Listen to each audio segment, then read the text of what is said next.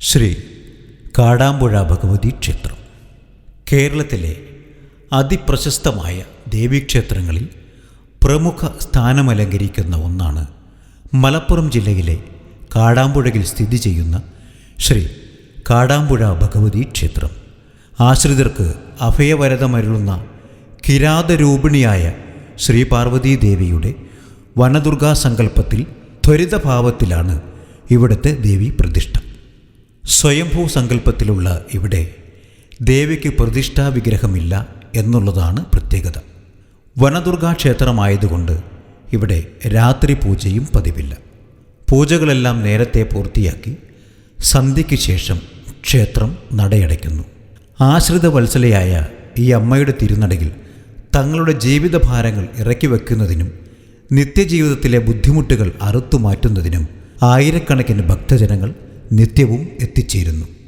കാടാമ്പുഴ ക്ഷേത്രോൽപത്തിയെക്കുറിച്ച് ജഗദ്ഗുരു ശ്രീ ശങ്കരാചാര്യ സ്വാമികളുമായി ബന്ധപ്പെട്ട മറ്റൊരു ഐതിഹ്യവുമുണ്ട്. തൻ്റെ ദേശാന്തര യാത്രക്കിടയിൽ അന്ന് നിബിഡ വനമായിരുന്ന ഈ പ്രദേശത്ത് എത്തിയപ്പോൾ പൂർവോത്തര ദിക്കിലായി അഭൗമവും ദിവ്യവുമായ ഒരു പ്രകാശം കണ്ടു. ആചാര്യസ്വാമികൾ അവിടെ തന്നെ നിന്നു. ജ്ഞാനദൃഷ്ടിയിൽ ആ ചൈതന്യത്തിൻ്റെ പൊരുൾ മനസ്സിലാക്കിയ അദ്ദേഹം തൻ്റെ ഉപാസനാമൂർത്തികളായ വൈഷ്ണവ ചൈതന്യമായ നരസിംഹത്തെയും സുദർശന ചക്രത്തെയും ധ്യാനിച്ചാവാഹിച്ച് തനിക്കും ജ്യോതിസിനും ഇടയിൽ പ്രതിഷ്ഠിച്ചു. സംപ്രീതയായി തനിക്ക് മുന്നിൽ പ്രതിഷ്ഠപ്പെട്ട കിരാത പാർവതിയുടെ നിർദ്ദേശത്താൽ ദിവ്യ ജ്യോതിസ് കണ്ട സ്ഥലത്ത് ദേവിയുടെ സാന്നിധ്യം സങ്കല്പിച്ച് സ്വാമിയാർ അവിടെ സമൃദ്ധമായി ലഭ്യമായിരുന്ന കാട്ടുതെച്ചിപ്പൂക്കളെ കൊണ്ട് പൂജയും അഭിഷേകവും ചെയ്യുകയും പിന്നീടവിടെ ക്ഷേത്രം സങ്കല്പിക്കുകയും നിത്യപൂജാവിധികൾ നിശ്ചയിക്കുകയും ചെയ്തു. കാടാമ്പുഴ ശ്രീകോവിലിന് മുന്നിലായി ഒരേ ശിലയിൽ ദക്ഷിണാഭിമുഖമായി നിലകൊള്ളുന്ന നരസിംഹ സാന്നിധ്യവും ഉത്തരാഭിമുഖമായി നിലകൊള്ളുന്ന സുദർശന സാന്നിധ്യവും ആചാര്യസ്വാമികൾ പ്രതിഷ്ഠിച്ചതാണ്. മാതൃരൂപിണിയായ ആ ത്വരിതാ ചൈതന്യത്തിന് വൈഷ്ണവമായ ഉത്തമ പൂജാവിധികൾ സ്വാമികൾ നിശ്ചയിച്ചു. രാവിലെ വിദ്യാദുർഗയും ഉച്ചയ്ക്ക് ത്വരിതാസങ്കല്പത്തിലുള്ള ആദിപരാശക്തിയായ വനദുർഗയായും വൈകുന്നേരം മൂലദുർഗയായും സങ്കല്പിച്ച് പൂജാവിധികൾ നിശ്ചയിച്ചു. സരസ്വതീ ദേവി വിദ്യയുടെയും ഉദ്യോഗത്തിൻ്റെയും കർമ്മത്തിൻ്റെയും, ദുർഗാദേവി ആരോഗ്യത്തിൻ്റെയും വിവാഹത്തിൻ്റെയും കുടുംബജീവിതത്തിൻ്റെയും, ലക്ഷ്മീദേവി ഐശ്വര്യത്തിൻ്റെയും സമ്പത്തിൻ്റെയും അധിപകളാണ്. അതുകൊണ്ട് സർവ ഐശ്വര്യങ്ങൾക്കും നിദാനമാണ് ഇവിടുത്തെ പ്രതിഷ്ഠയെന്ന് സങ്കല്പിച്ചു വരുന്നു.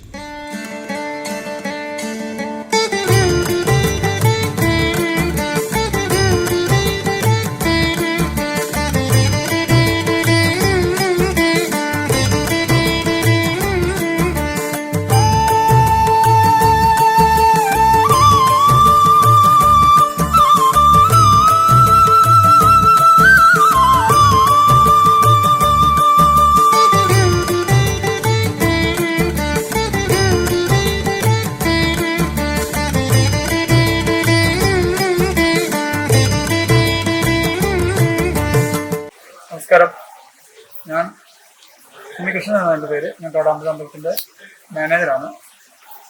കാടാമ്പുഴ അമ്പലത്തിൻ്റെ ഒരു ചരിത്രം എന്ന് പറയുമ്പോൾ ഐതിഹ്യവുമായിട്ട് ബന്ധപ്പെട്ട് പറയുകയാണെന്നുണ്ടെങ്കിൽ പാശുപതാസ്ത്രത്തിന് വേണ്ടിയിട്ട് അർജുനൻ തപസ് ചെയ്ത ഒരു കഥ എന്ന് പറയാലോ.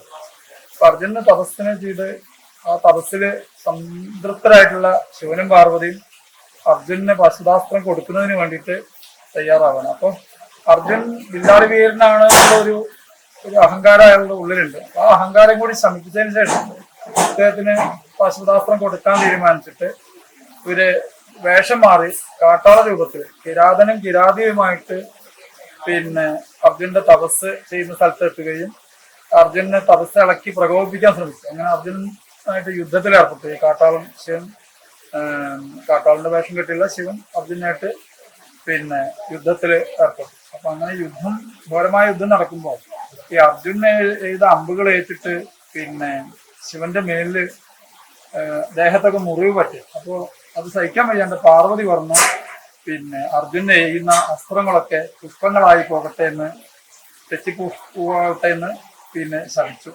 അങ്ങനെ ഇദ്ദേഹം ചെയ്യുന്ന അസ്ത്രങ്ങൾ മുഴുവന് ശിവന്റെ പിന്നെ ദേഹത്ത് പൂക്കളായി വർഷിച്ചു. അപ്പൊ അർജുനന് മനസ്സിലായി അദ്ദേഹം ആരെയാണോ പിന്നെ പ്രീതിപ്പെടുത്തുന്നതിന് വേണ്ടിയിട്ട് ഇതുവരെ തപസ് ചെയ്ത് അദ്ദേഹം തന്നെയാണ് ഇതിന് മുമ്പിൽ നിന്ന് മനസ്സിലായി. അങ്ങനെ ഈ ശിവന്റെ കാൽക്കൽ സാഷ്ടാംഗം പ്രണമിച്ച് അങ്ങനെ ശിവൻ അർജുനന് പാശുപതാസ്ത്രം കൊടുക്കുന്ന ഒരു കഥയാണ് ഈ കാടാമ്പുഴ അമ്പലവുമായിട്ട് ബന്ധപ്പെട്ടിട്ടുള്ളത്. ഇങ്ങനെ ഈ യുദ്ധത്തിന് ശേഷം പാർവതിക്ക് പിന്നെ വെള്ളം ദാഹിച്ചപ്പോൾ പിന്നെ വെള്ളം കുടിക്കണം എന്ന് പറഞ്ഞപ്പോൾ ഈ കാട്ടാളനായുള്ള ശിവൻ ഒരു അസ്ത്രം അയക്കുകയാണ്. ആ അസ്ത്രം വന്ന് വീണ സ്ഥലം കാട്ടാളൻ ചെയ്ത അമ്പിന്റെ അഴ, അതാണ് കാടാമ്പുഴ. ഇവിടെ അമ്പലത്തിന്റെ ശ്രീകോവിലിന്റെ അകത്ത് ഒരു അഴയുണ്ട്. അവിടുന്ന് ഗംഗ ഉത്ഭവിച്ചു എന്നാണ് പറഞ്ഞത്. ഗംഗാജലം പാർവതി തന്നെയാണ് അവിടെ. അപ്പൊ പാർവതീനെ പിന്നീട് ശങ്കരാചാര്യരൊക്കെ കൂടിയിരുത്തിയതാണ് കാടാമ്പുഴ അമ്പലത്തിന്റെ ഒരു ഐതിഹ്യവുമായിട്ട് ബന്ധപ്പെട്ടുള്ള ഒരു കഥ ഉള്ളത്. പിന്നെ ഇവിടുത്തെ വഴിപാടെന്ന് പറഞ്ഞിട്ടുണ്ടെങ്കിൽ കാര്യമായിട്ടുള്ള വഴിപാടെന്ന് പറഞ്ഞിട്ടുണ്ടെങ്കിൽ നാളികേർ ഉടക്കലാണ്. മുട്ടറക്ക് എന്ന് പറയുമ്പോൾ നമ്മുടെ തടസ്സങ്ങൾ നീങ്ങുന്നതിന് വേണ്ടിയിട്ട്, നമ്മുടെ ദോഷങ്ങൾ മാറുന്നതിന് വേണ്ടി ഭഗവതിയുടെ മുമ്പിൽ നാളികേർ ഉടയ്ക്കുന്നതാണ് ഇവിടുത്തെ പ്രധാന വഴിപാട്. മുട്ടറക്കെന്ന് പറയുമ്പോൾ നമ്മുടെ ആവശ്യങ്ങൾ നിർവഹിക്കുന്നതിന് വേണ്ടിയുള്ള നാളികേർ ഉടക്കലാണ്. അപ്പോൾ പലവിധ ആവശ്യങ്ങളാണ്. പഠിക്കുന്ന കുട്ടികൾക്ക് വിദ്യാമുട്ട് ഇറക്കുന്നുണ്ട്, പിന്നെ മംഗല്യം കഴിയാത്തവർക്ക് വേണ്ടി മംഗല്യം ഇറക്കുന്നുണ്ട്, ഉദ്യോഗലബ്ധിക്കായിട്ട് ഉദ്യോഗമുട്ട്, അസുഖങ്ങളുള്ളവർക്ക് രോഗശാന്തി മുട്ട്, ദേഹാരോഗ്യമുട്ട്, ശത്രുദോഷമുട്ട്, നമ്മൾ എന്ത് ആവശ്യമാണോ അതിനൊക്കെ നാളികേരം ഉടച്ചുകൊണ്ട് ഭഗവതിയുടെ മുമ്പിൽ നാളികേരം ഉടയ്ക്കുന്നതാണ് ഇവിടുത്തെ പ്രധാനപ്പെട്ട വഴിപാട്. പിന്നെ രക്തപുഷ്പാഞ്ജലി ഉണ്ട്, ദേഹപുഷ്പാഞ്ജലി. രക്തപുഷ്പാഞ്ജലി എന്നത് ശത്രുദോഷങ്ങളിലായിരിക്കാൻ വേണ്ടി ഭഗവതിക്ക് അർച്ചന ചെയ്യുന്നതാണ്. പിന്നെ ദേഹപുഷ്പാഞ്ജലി ചെയ്യാറുണ്ട് അസുഖങ്ങൾ വരാതിരിക്കാൻ. ത്രികാല പൂജ, ഗണപതി ഹോമം. പിന്നെ പ്രധാന വഴിപാട് എന്ന് പറയുമ്പോൾ പൂമൂടലാണ്. പൂമൂടല് ദിവസത്തിൽ ഒന്നേ ഉള്ളൂ. അതിപ്പോ ഒരു 2045 വരേക്ക് ബുക്കഡാണ്. 2000 ബുക്കിംഗ് നിർത്തിയതാണ്. ദിവസത്തിൽ ഒന്നായതുകൊണ്ട് പിന്നെ ഇനി ഒരു 25 വർഷത്തും കൂടി ആൾറെഡി ബുക്കാണ്. ഇപ്പൊ ബുക്കിംഗ് നിർത്തിയിരിക്കുകയാണ്. പിന്നെ നിറമാല ദിവസപൂജയൊക്കെ ഇപ്പൊ ബുക്കിംഗ് എടുക്കുന്നുണ്ട്. ഇതൊക്കെയാണ് പ്രധാനപ്പെട്ട വഴിപാടുകൾ.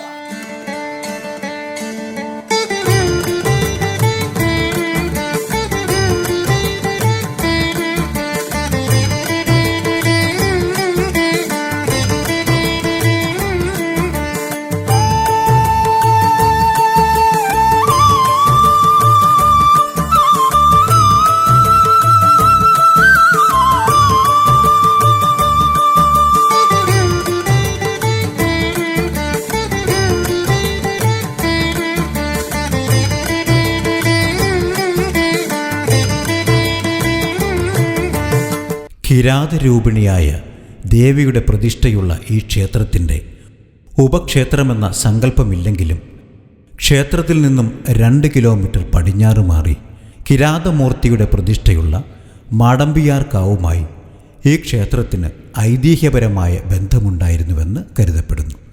ദേവിയുടെ പ്രതിഷ്ഠാദിനമായ വൃശ്ചികത്തിലെ കാർത്തിക നാളിൽ മാടമ്പിയാർക്കാവിലെ നിത്യനിദാനങ്ങളും ചുറ്റുവിളക്കും വാദ്യഘോഷങ്ങളുമൊക്കെ കാടാമ്പുഴ ദേവസ്വം നടത്തിവരുന്നുണ്ട്.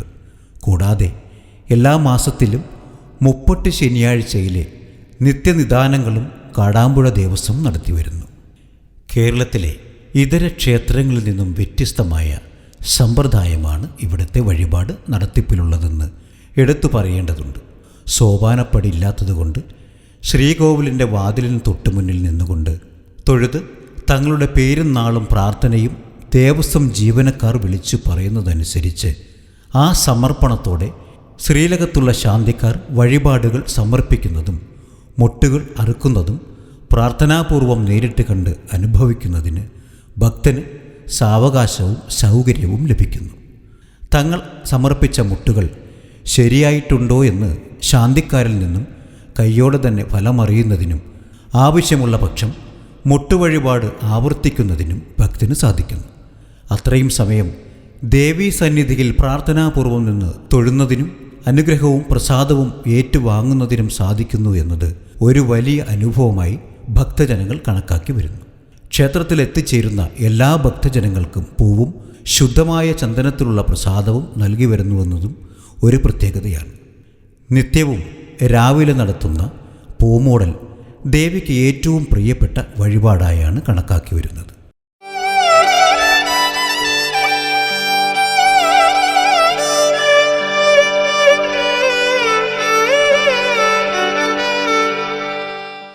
ശ്രീകോവിലിലെ തിടമ്പും അലങ്കാരങ്ങളും കൽവിളക്കൊഴികെയുള്ള എല്ലാ വിളക്കുകളും മറ്റും മാറ്റി ശ്രീകോവിലിൽ ശുദ്ധി വരുത്തി വ്രതാനുഷ്ഠാനങ്ങളോടെ മേൽശാന്തി നിന്നുകൊണ്ട് സ്വയംഭൂ വിഗ്രഹത്തിൽ മന്ത്രപുരസ്സരം സമ്പൂർണ്ണ പുഷ്പാഞ്ജലിയായി 12 കുടന്ന തെച്ചിപ്പൂക്കൾ കൊണ്ട് അർച്ചന ചെയ്യുന്ന ഈ പൂമൂടൽ ദർശിക്കുന്നത് അവാച്യമായ ഒരു അനുഭൂതി പ്രദാനം ചെയ്യുന്ന ഒന്നാണ്. നിത്യജീവിതത്തിൽ നാം നേരിടുന്ന ബുദ്ധിമുട്ടുകളും തടസ്സങ്ങളും ദേവിയുടെ അനുഗ്രഹത്താൽ അറുത്തുമാറ്റി ഇല്ലായ്മ ചെയ്ത് ജീവിത സാഫല്യം നേടുന്നതിനുള്ള ഒരു കർമ്മമായിട്ടാണ് മുട്ടറുക്കലിനെ സങ്കല്പിച്ചു വരുന്നത്. ഒരു മുട്ടിന് ഒരു നാളികേരം എന്ന തോതിൽ വഴിപാടുകാർ കൊണ്ടുവരേണ്ടതുണ്ട്. മുട്ട് തീരേണ്ട വ്യക്തിയുടെ പേരും നക്ഷത്രവും ഉദ്ദിഷ്ടകാര്യവും പ്രാർത്ഥിച്ച് വഴിപാടുകാരൻ്റെ സാന്നിധ്യത്തിൽ തന്നെ ശ്രീകോവിലിനുള്ളിൽ വിഗ്രഹത്തിന് മുന്നിലുള്ള കരിങ്കല്ലിൽ ശാന്തിക്കാർ പ്രാർത്ഥനാപൂർവം നാളികേരം മുട്ടിപ്പൊട്ടിക്കുന്ന കർമ്മമാണ് മുട്ടറുക്കൽ. ജലമൊഴിവാക്കിയ നാളികേര മുറികൾ വഴിപാടുകാരന് തന്നെ തിരികെ നൽകുന്നു. ഇത് പ്രസാദമായി ഉപയോഗിക്കാവുന്നതാണ്. നാളികേര മുറികൾ കൊണ്ടുപോകാത്തവർക്ക് ക്ഷേത്ര പരിസരത്ത് അതിനായുള്ള പ്രത്യേക സ്ഥലത്ത് ദേവസ്വത്തിലേക്കായി ആയവ നിക്ഷേപിക്കാവുന്നതാണ്. എണ്ണത്തിൻ്റെ പരിധിയില്ലാതെ ഭക്തജനത്തിൻ്റെ അഭീഷ്ടപ്രകാരം ഏതുതരം ആവശ്യത്തിനും മുട്ടറുക്കൽ വഴിപാട് ചെയ്യാവുന്നതാണ്. ശാരീരിക ദേഹാരിഷ്ടതകൾ തീർന്ന് ആരോഗ്യം വീണ്ടെടുക്കുന്നതിനായി ദേഹമുട്ട്, കർമ്മപരമായി പ്രവൃത്തി സംബന്ധിച്ച വിഷമങ്ങൾ തീരുന്നതിന് കർമ്മമുട്ട്, സർവ്വ ഐശ്വര്യത്തിന് ഐശ്വര്യമുട്ട്, ഗാർഹിക പ്രശ്ന പരിഹാരത്തിന് ഗ്രഹമുട്ട്, ശത്രുദോഷ നിവാരണത്തിന് ശത്രുമുട്ട്, വിദ്യാഭ്യാസപരമായ വിജയത്തിന് വിദ്യാമുട്ട്, വിവാഹ തടസ്സങ്ങൾ നീങ്ങുന്നതിന് വിവാഹമുട്ട്, മംഗല്യപ്രാപ്തിക്കും മംഗല്യം നിലനിൽക്കുന്നതിനും മംഗല്യമുട്ട്, ദാമ്പത്യ വിജയത്തിന് ദാമ്പത്യമുട്ട്, സന്താനലബ്ധിക്ക് സന്താനമുട്ട്, വ്യാപാര വിജയത്തിന് വ്യാപാരമുട്ട്, വ്യവസായ അഭിവൃദ്ധിക്ക് വ്യവസായമുട്ട്, സ്ഥാപനങ്ങളുടെ സുഗമമായ നടത്തിപ്പിന് സ്ഥാപനമുട്ട്, നാൽക്കാലികളുടെ ദോഷം മാറാൻ നാൽക്കാലിമുട്ട്, വാഹനങ്ങളുടെ നല്ല പ്രവർത്തനത്തിന് വാഹനമുട്ട്, കൃഷി സംബന്ധമായി കൃഷിമുട്ട് എന്നിങ്ങനെ ഓരോ തരം വിഷമങ്ങളുടെ പരിഹാരത്തിന് പ്രത്യേകം മുട്ടുകൾ അറുക്കുകയാണ് ചെയ്യേണ്ടത്. മുട്ടറുത്തതിൻ്റെ ഫലം ശാന്തിക്കാരൻ കയ്യോടെ തന്നെ അറിയിക്കും.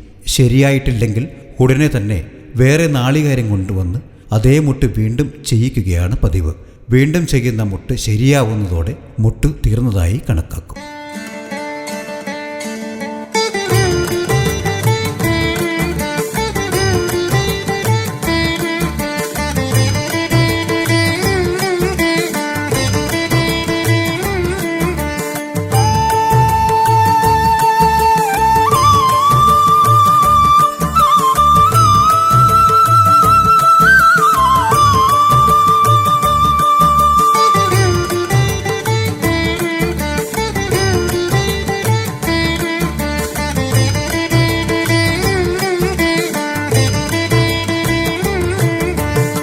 കാടാമ്പുഴ ദേവസ്വം എക്സിക്യൂട്ടീവ് ഓഫീസറാണ്.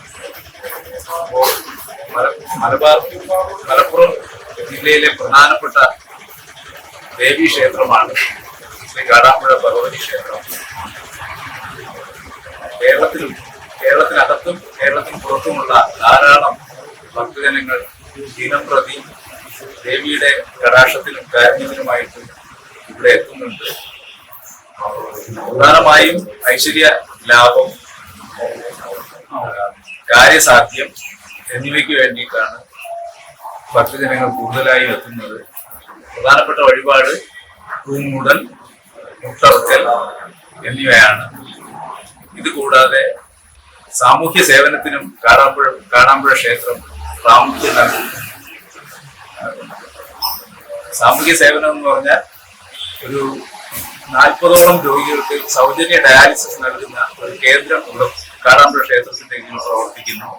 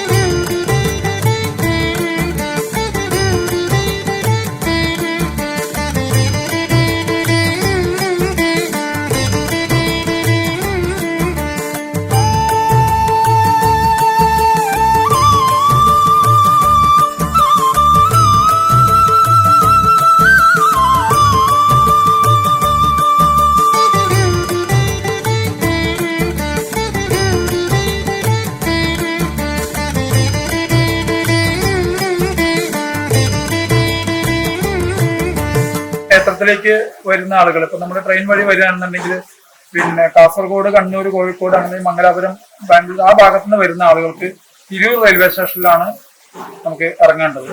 അതേസമയത്ത് ഇവിടുന്ന് പിന്നെ എറണാകുളം ഭാഗത്തുനിന്ന് അല്ലെങ്കിൽ പാലക്കാട്, എറണാകുളം ആ ഭാഗത്തുനിന്ന് വരുന്ന ആളുകൾ കുറ്റിപ്പുറം റെയിൽവേ സ്റ്റേഷനിൽ ഇറങ്ങിയാൽ കുറ്റിപ്പുറത്തുനിന്നും പിന്നെ തിരൂരിൽ നിന്നൊക്കെ 18 കിലോമീറ്ററാണ്, കൃത്യമായ ദൂരമാണ്.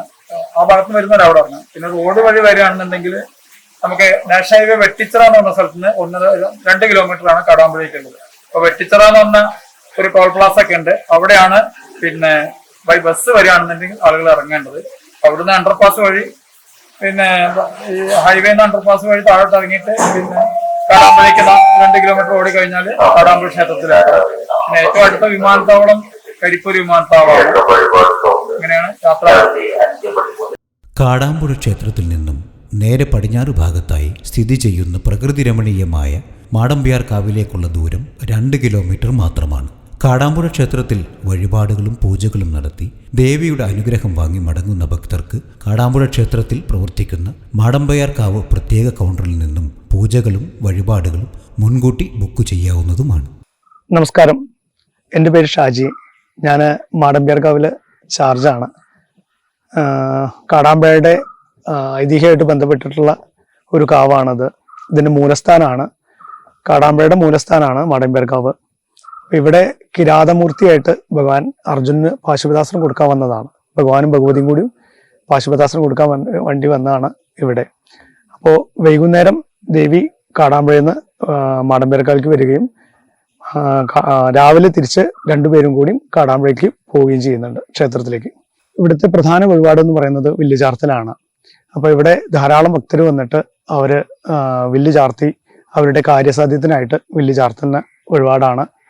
പരമശിവൻ അർജുനന് കൊടുത്ത പാശുപതാസ്ത്രമാണ് ഇവിടെ പിൽക്കാലത്ത് വില്ല് ചാർത്തലായിട്ട് വഴിപാടായിട്ട് വന്നിട്ടുള്ളത്. അത് ഭക്തജനങ്ങൾ ആഗ്രഹ സാഫല്യീകരണത്തിന് വേണ്ടിയിട്ടാണത് ചെയ്യുന്നത്.